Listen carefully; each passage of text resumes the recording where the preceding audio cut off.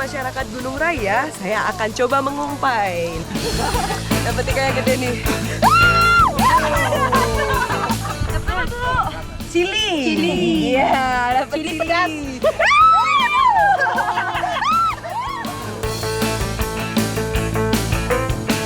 3 kata untuk Bro Sikai: melelahkan, berkesan, dan indah.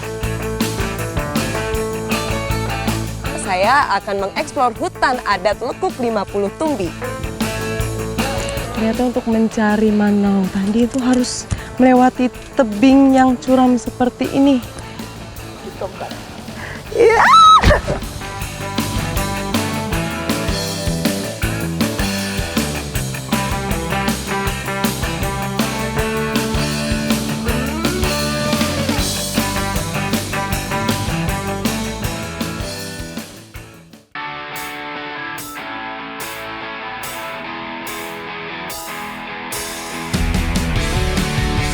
Aktivitas geologi yang terjadi ribuan tahun menjadikan Kabupaten Kerinci memiliki topografi yang bervariasi. Mulai dari dataran tinggi, perbukitan, sungai, hingga daerah rawa.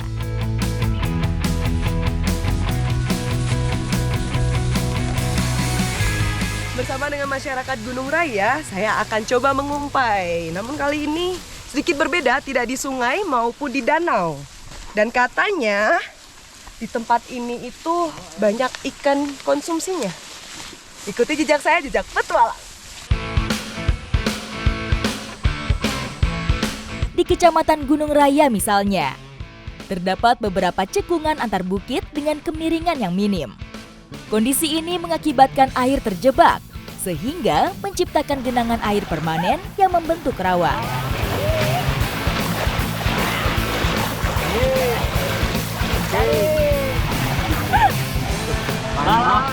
Karena habitat ikan ini ada di bawah-bawah rumput, jadi kita memang harus mengoyak-ngoyak rumputnya supaya ikannya mau lari ke arah jaring. Gimana, dapat? Dengan Belum? bertahan nih.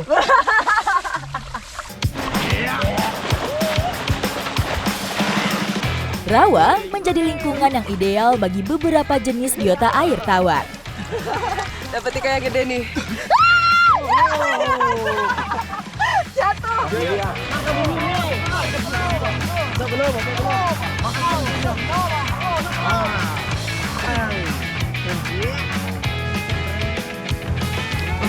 Hasil tangkapan didominasi oleh jenis biota perairan rawa dengan karakter yang khas, yaitu jenis biota yang mampu beradaptasi pada kondisi air tenang dengan kandungan oksigen rendah. Sejauh ini ikan mampreh atau wader yang paling besar yang kita dapat hari ini. Berbeda dengan menjala atau memasang bubu, ngumpai menjadi istilah untuk aktivitas menangkap ikan secara bersama-sama. Oh ini apa nih? Udang. Tuh. Baik.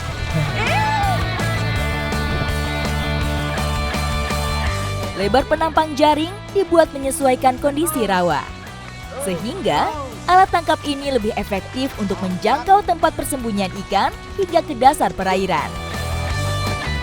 Ada selain ikan, ada juga udang dan juga sili. Ini yang baru pertama kali saya lihat nih, mirip seperti belut tapi bukan belut ya. Bukan belut nih.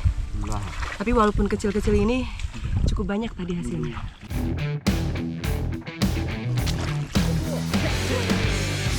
Ngumpai tidak hanya didominasi oleh kaum laki-laki. Dengan menggunakan alat tangkap yang berbeda, ibu-ibu juga mengambil peran untuk mengumpulkan hasil tangkapan.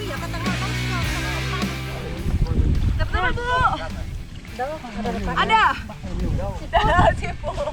Ya, kali ini ibunya nggak mau kalah nih. Mereka juga memakai alat untuk menjaring ikan.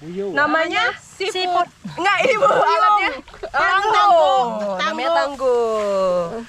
Hanya saja jangkauannya yang kecil, jadi hasil yang didapatkan pun tidak banyak. Tidak sebanyak yang memakai jaring. Dapat apa lagi bu? Oh iya tadi. Cili. Iya, dapat cili pedas.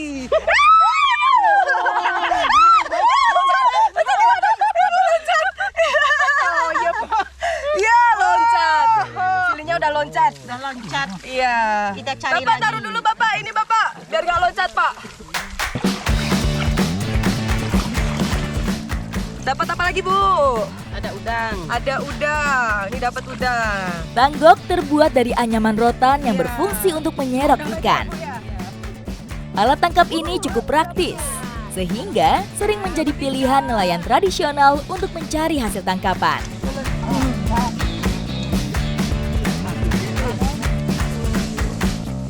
Karena sungainya terlalu deras. Ibunya. Ibunya ikut hanyut. Mana lagi Udah loh. Dingin ya, Bu ya? Nanti kena ramatik. Wih, kia, pakai gila, pakai parah, bener.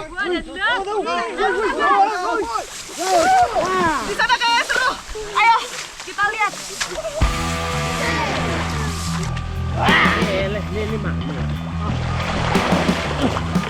Tingginya curah hujan mengakibatkan daerah ini tergenang sepanjang tahun.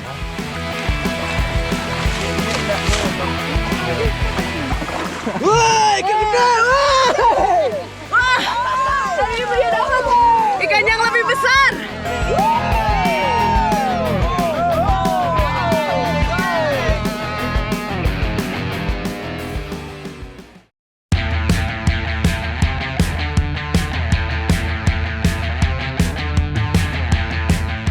Ikan hasil tangkapan tadi kita olah. Yang kecil-kecil akan dimasukkan ke dalam bambu dan yang besar nanti akan digoreng. Lagi, Bu. Ini semua ya, Bu ya?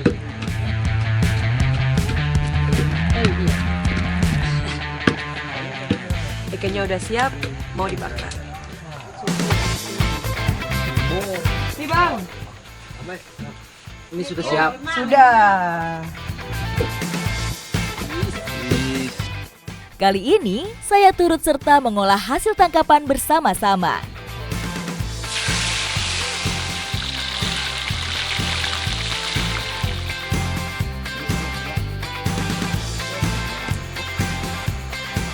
Tidak hanya ikan, kita juga menyiapkan lauk pendamping. Dan kita sedang merebus daun singkong. Mata saya berair, terkena asap. Ya sedih banget ya, Bu ya. Sampai keluar air mata.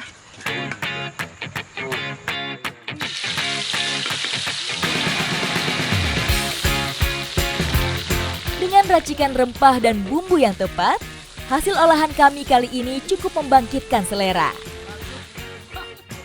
Saat yang ditunggu-tunggu udah tiba nih. Dan ini sudah matang, waktunya kita makan. Selamat makan! Makan Ibu! Alam iya, alam aku sawah. Ngumpai menjadi tradisi masyarakat Kerinci yang terus dipertahankan. Rasa kebersamaan yang terbangun melahirkan kerinduan terutama bagi warga yang memilih merantau. Keseruan dan kehangatan ternyata tidak hanya didapat waktu mengumpai tadi. Nah, seperti ini saat kita makan bersama ini juga masih bisa dirasakan kehangatan dan keseruannya. Ikuti jejak saya, jejak petualang!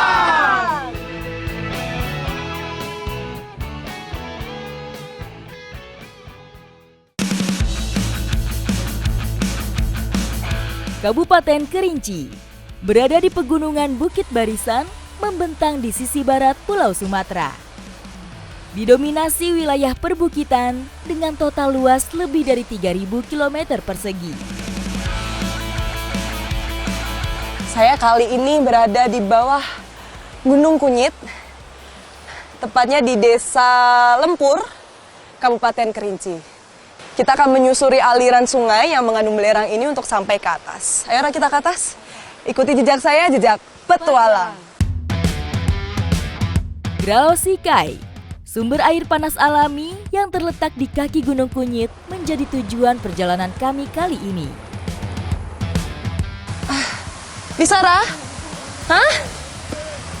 Tunggu, sabar. Gue cari posisi dulu ya. Wah, jalan licin banget. Jadi buat naik ke sini tuh susah. Susahnya ampun. Pegunungan Bukit Barisan menjadi rumah bagi banyak spesies flora dan fauna. Salah satunya adalah tumbuhan liar yang satu ini.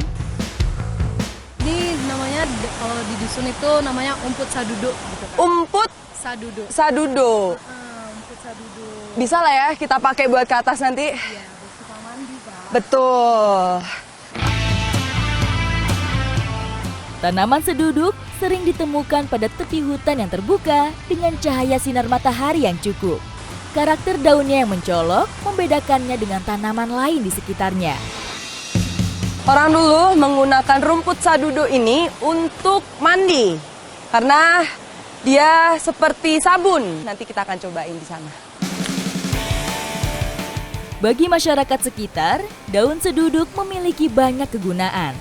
Di antaranya mengobati luka, menghentikan pendarahan, hingga bahan alami pengganti sabun. Udah cukup, awas. Awas. Oke, tunggu ya. Kita simpan dulu nih. Air panas belerang juga memiliki banyak manfaat untuk kesehatan. Bahkan dapat membantu merilekskan otot yang tegang, termasuk mengurangi rasa sakit setelah aktivitas fisik. Dan ini enak banget. Setelah capek perjalanan, kita akhirnya menghangatkan sekaligus merelaksasi tubuh kita.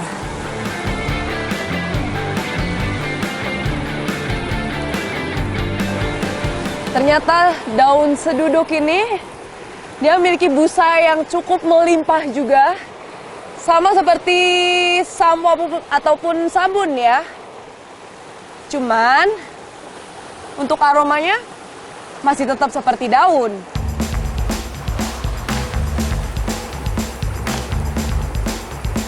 Tiga kata untuk Grosikai: melelahkan, berkesan, dan indah.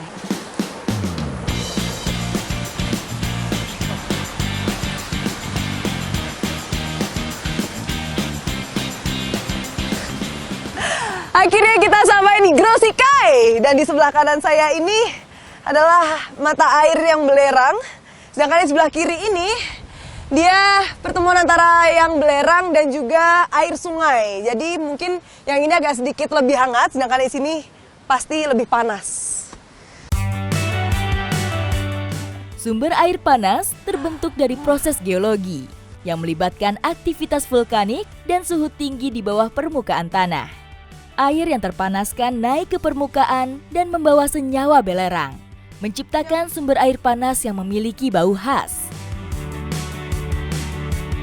Saya sudah membawa telur dan juga alatnya untuk memasak. Kita mau ngetes nih, kira-kira seberapa panas air belerang ini. Normalnya biasanya kita merebus telur di kompor itu membutuhkan waktu 10 menit. Nah, kita mau lihat nih, kira-kira mau membutuhkan waktu berapa lama telur ini akan matang. Selain aroma yang khas, sumber air panas belerang biasanya memiliki suhu yang cukup tinggi, hingga di atas 60 derajat Celcius. Ternyata kurang dari 10 menit telur ini sudah matang. Telurnya matang sempurna dan untungnya telur ini nggak bau belerang. Kenapa? Karena tadi tidak ada permukaan yang pecah. Jadi kalau permukaannya pecah bisa jadi dia masuk tuh rasa belerangnya. Tapi tadi ini sempurna. Satu butir telur rebus ini cukup mengenyangkan. Berhasil memulihkan tenaga saya setelah perjalanan jauh yang cukup melelahkan.